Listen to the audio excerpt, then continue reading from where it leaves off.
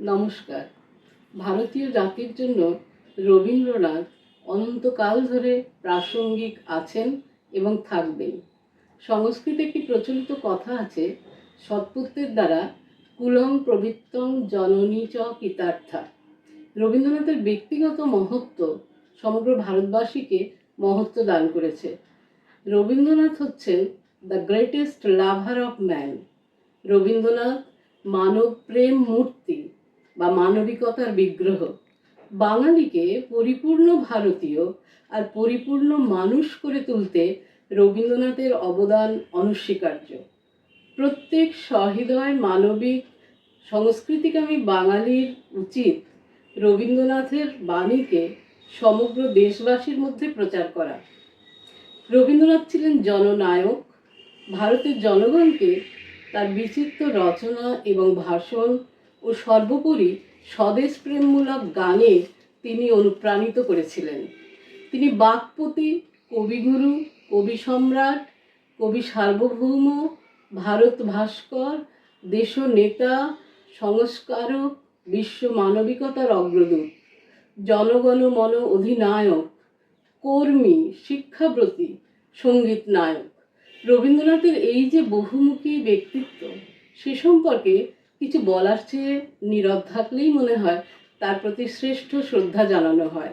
The highest tribute is tribute of silence. মানুষ, মনুষ্যত্ব বা মানবতার প্রতি কবির গভীর প্রত্যয় ছিল, যাকে বলা যায় ভয়েস অফ হিউম্যানিটি। এখন বর্তমান সময়ে এই হিউম্যানিটি বা মানবতার প্রয়োজন সবচেয়ে বেশি। 1925-এ ইতালিতে রবীন্দ্রনাথ যে বক্তব্য রেখেছিলেন, I have great faith in humanity, like the sun it can be clouded but never extinguished. শুভবুদ্ধি সম্পন্ন সমস্ত মানবেরই এই সময়ে এই হিউম্যানিটি, মানবতায় বিশ্বাস রাখতে হবে। সূর্য সদৃশ মানবতা মেঘে ঢাকা পড়লেও কখনোই নিভে যায় না। এই সময়ে আমাদের পাথেয় হোক রবীন্দ্রনাথের মানবতাবাদী তত্ত্বের আলোক দিশারি স্বরূপ দি রিলিজিয়ান অফ ম্যান, মানুষের ধর্ম এবং ম্যান গ্রন্থ তিনটি।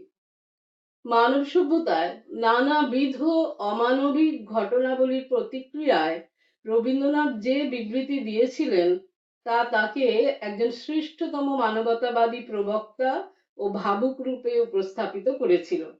1936 থেকে 1941 এই সময়কালে রবীন্দ্রনাথ ছিলেন একজন শ্রেষ্ঠ মানবতাবাদী এবং মানবতাকে নৃশংস ঘাতকদের ধ্বংসের হাত থেকে রক্ষা করার জন্য তিনি ছিলেন উৎসর্গচিত্ত।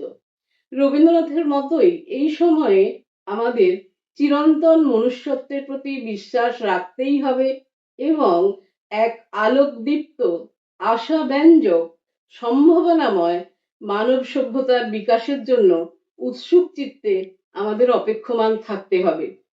বিদ্বেষ বিচ্ছেদে বিভাজিত মানব গোষ্ঠীর মধ্যে মিলন, ঐক্য ও শান্তির দীপ প্রজ্বলিত হবেই হবে।